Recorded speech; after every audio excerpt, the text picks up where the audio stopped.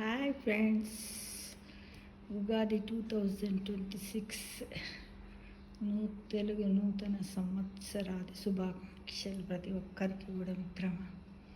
అయితే మనము చాలా మట్టుకు ఉగాది పండగ రోజు ఉగాది పచ్చడి తాగుతూ ఉంటాం. ఈ విషయం అందరికీ తెలుసు. ఉగాది పచ్చడి లోపల 7 రుచులు ఉంటాయి కదా. అయితే మరి ఈ సంవత్సరం ఉగాదికి నూతన తెలుగు సంవత్సరం యొక్క ఒక పేరేంటంటే శ్రీ పరాభవ. శ్రీ పరాభవ. చాలామంది పరాభవ అంటే వేరే అర్థం తీసుకొని అయ్యో ఎన్ని అపజయాలకు గురవుతాము అంటూ బాధపడుతూ ఉంటారు కదా. అయితే ఇప్పుడు ముఖ్యంగా అందరికీ ఇక్కడ ఏం చూపిస్తున్నాను అంటే, మామూలుగా మనకు ఉగాది పచ్చడి 7 రుచులు కలిగి ఉంటుంది. అందరికీ తెలుసు, మనం అందరం కూడా పాఠములలో తెలుసుకున్నాము. అయితే ముఖ్యంగా ఇక్కడ మామిడికాయలు, చింతపండు, వేప పువ్వు, ఇదిగో ఇక్కడ ఉంది వేప పువ్వు, ఇవి మామిడికాయలు, ఇది కొత్త చింతపండు, ఇప్పుడే వచ్చినటువంటి మామిడి పండ్లు, వేప పువ్వు, ఇది కూడా వేప పువ్వు. ఇవి ఒకప్పుడు దుప్పలను చేసేవారు, దీని పుల్లలతో కుట్టేవారు. ఇప్పుడు ఈ పుల్లలు మనకు అందుబాటులో లేవు కాబట్టి దారంతో కుట్టాను మిత్రమా. ఇదొకటి. మామూలుగా ఏంటంటే మూతికాకులు, రావి చెట్టు ఆకులతోటి విస్తరాకులు తయారు చేసి పచ్చటి విస్తరాకుల్లోనే వడ్డించుకొని తినేవారు ఇవి. అయితే మామూలుగా ఈ ఉగాది పచ్చడికి కావలసినటువంటి పదార్థాలు అందరికీ తెలుసు. చింతపండు, మామిడికాయలు, వేప పువ్వు, మంచినీళ్ళు, ఉప్పు, వామ, అప్పుడే చెరుకు రసం పోసి కొద్దిమంది వేస్తారు, బెల్లం, జీలకర్ర, కారం, ఇలా 6 రకాలైనటువంటి రుచులతోటి ఈ ఉగాది పచ్చడిని తయారు చేస్తారు. ఒకటి ఏంటిది నీరు, 2 మామిడి, 3 చింతపండు, 4 వేప పువ్వు, 5 వామ, బెల్లము, ఇంకా అందరు కొద్దిమంది ఫ్రూట్స్ కూడా వేస్తారు, డ్రై ఫ్రూట్స్ వేస్తారు, ద్రాక్ష పండు, ఇలా రకరకాలు వేసుకుంటూ ఈ విధంగా అమ్మవారికి, స్వామివారికి నివేదన చేస్తారు. అయితే ఉగాది పండుగకు చాలామందికి డౌట్ ఉంటుంది, ఏ దేవుణ్ణి కొలవాలి అనేది. ఏది ఏమైనప్పటికీ కూడా మన సృష్టి లయకారకుడు ఎవరు? శివుడు, విష్ణువు, బ్రహ్మ, వీళ్ళందరూ ఉంటారు కాబట్టి అన్ని దేవుళ్ళను కూడా కొలుస్తూ ఉంటాం. ఏ ఆలయానికి పోయినా కూడా మనకు ఒక అనుగ్రహం కలుగుతూనే ఉంటుంది.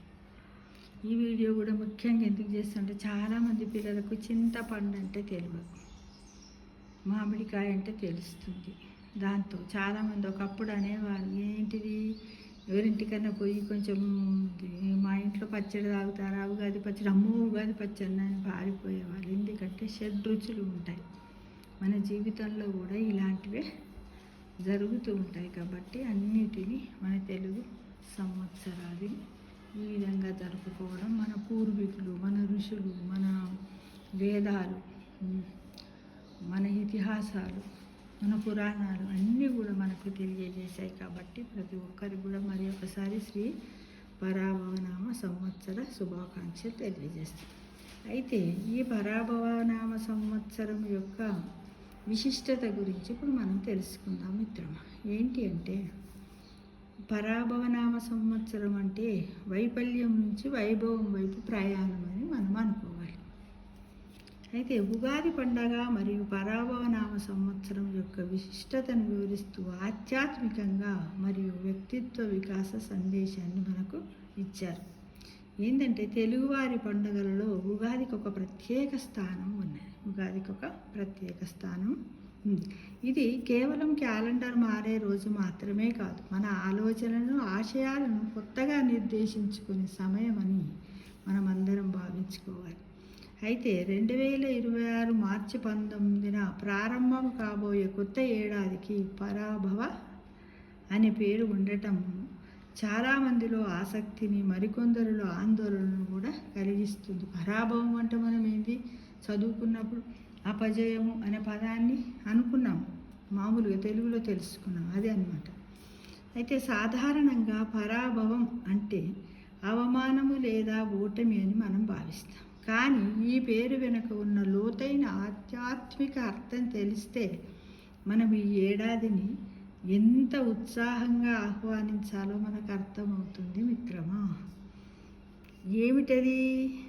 పరాభవ అంటే ఏమిటి? సంస్కృత భాషలో ప్రతి పదానికి ఒక లోతైన భావం ఉంటుంది. పరాభవ అనే పదాన్ని విడదీసి చూస్తే పర అంటే అత్యున్నతమైన, గొప్పదైన లేదా అతీతమైన అనే అర్థం కలదు సంస్కృతం. భవ అంటే పుట్టుక లేదా స్థితి అని అర్థం.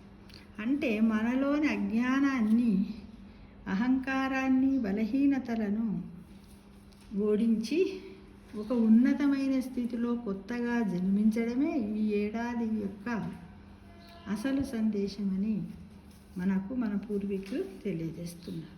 మనము ఎదుగుదల క్రమంలో పాత అలవాట్లను, పనికిరాని ఆలోచనలు వదిలేయడం అత్యవసరం. ఆ వదిలివేతనే ఇక్కడ పరాభవంగా అభివర్ణించారు పెద్దలు. 6 రుచులు అంటే జీవిత పాఠాలన్నమాట. ఈ పరాభవ సంవత్సరంలో మనం నేర్చుకోవలసిన ముఖ్యమైన విషయం ఏంటిదంటే సెల్ఫ్ ట్రాన్స్ఫర్మేషన్ అంటే స్వయం పరివర్తన. ఏంటిది? సెల్ఫ్ ట్రాన్స్ఫర్మేషన్, స్వయం పరివర్తన. దేనిపైన? బద్ధకంపై విజయం. మన లక్ష్యాలను అడ్డుపడే బద్ధకాన్ని ఈ ఏడాదిని మనం ఓడించాలి. అది జరిగినప్పుడే మనం విజయం వైపు అడుగులు వేయగలము. ఇక ప్రతికూలతపై గెలుపు అంటే మన మనస్సులో ఉండే నెగటివ్ ఆలోచనలను పరాభవం చేసి సానుకూల ఆలోచనలతో, స్వభావంతో ముందుకు మనం సాగిపోవాలి. ఇంకొకటి అహంకారం వీడడం. దీన్ని ఏమంటాం? ఈగో అంటాం. నేను అనే అహంకారాన్ని తగ్గించుకొని వినయంతో కూడినటువంటి జ్ఞానాన్ని మనము సంపాదించుకోవాలి.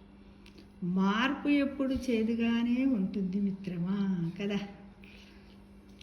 ఉగాది పచ్చడిలో వేప పువ్వు చేదును కూడా మనం ఎందుకు ఇష్టంగా స్వీకరిస్తాం? ఎందుకంటే ఆ చేదు మన శరీరానికి ఆరోగ్యాన్ని ఇస్తుంది. అవునా? అలాగే జీవితంలో వచ్చే కొన్ని కఠినమైన మార్పులు ప్రారంభంలో ఇబ్బందిగా అనిపించినా అవి మనల్ని మరింత దృఢంగా మారుస్తాయి మిత్రమా. విశ్వవసు సంవత్సరంలో మనము నేర్చుకున్న పాఠాలను పునాదిగా చేసుకొని ఈ పరాభవ సంవత్సరంలో మనము కొత్త వ్యక్తిగా మలుచుకోవాలి. 2026 ఉగాది మనకు ఒక కొత్త ఆరంభం. 2026 ఉగాది మనకి ఇచ్చే గొప్ప అవకాశం ఏమిటంటే మనల్ని మనం పునర్నిర్మించుకోవడం. అంటే ఓటమిని చూసి కుంగిపోకుండా దాని గెలుపుకు మెట్టుగా మార్చుకోవడమే ఈ పరాభవనామ సంవత్సరం యొక్క విశిష్టతగా మనమందరము తెలుసుకోవాలి. చీకటిని ఓడిస్తేనే కదా వెలుగు వస్తుంది. ఆ వెలుగులోనే కదా మనం అన్నింటిని చూడగలుగుతాము, హాయిగా సంతోషంగా ఉండగలుగుతాం.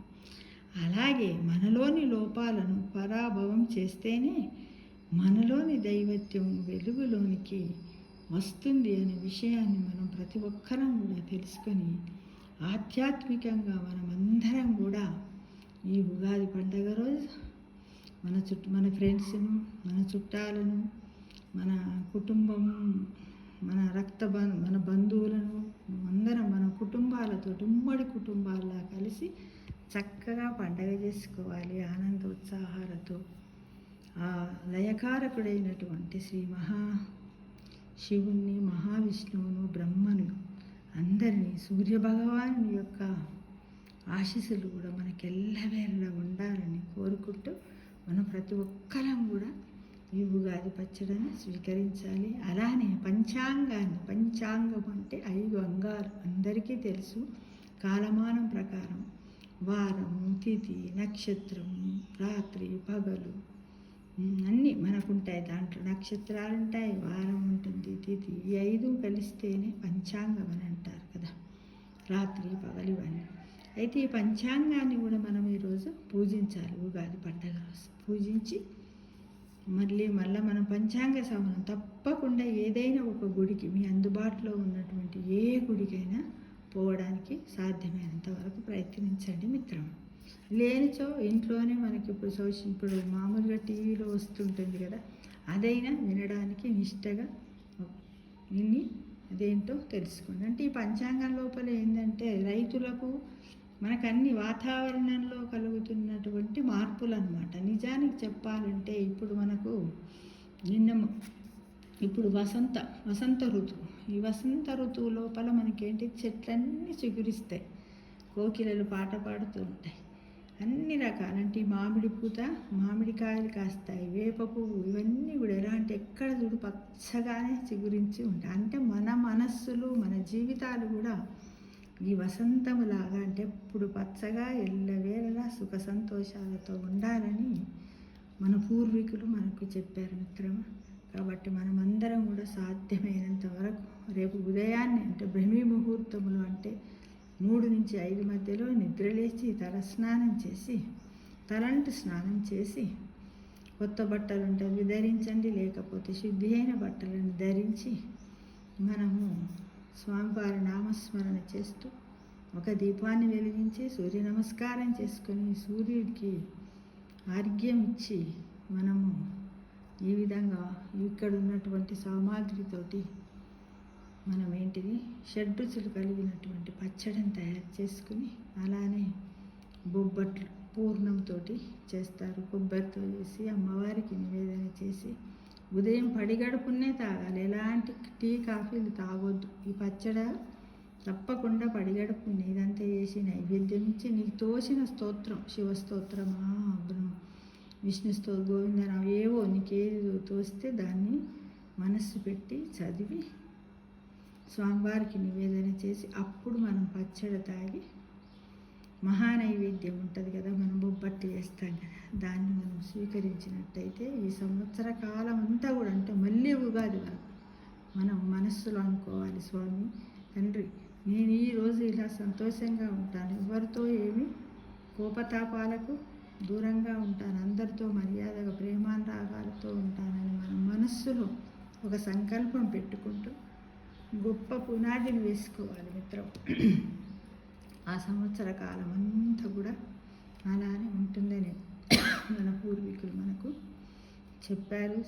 కాబట్టి మనం అందరం కూడా ఈ విధంగా వీటితోటి చూడండి, ఇది వేప పువ్వు, ఆకులు, పచ్చటి విస్తరాకులు, అరటాకుల్లో కానీ ఏవైనా పచ్చటి విస్తరాకుల్లోనే మనం భోజనం చేసినట్టయితే మన ఆయుర ఆరోగ్యాలతోటి మనము ఉంటాం. చూడండి మామిడికాయలు, కొత్త చింతపండు, ఇలా గింజలతో ఉన్న చింతపండుతోటి తయారు చేస్తారు మిత్రమని కదా.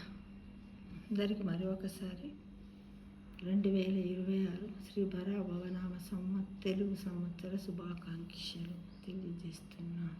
సర్వే జనా సుఖినో భవంతు.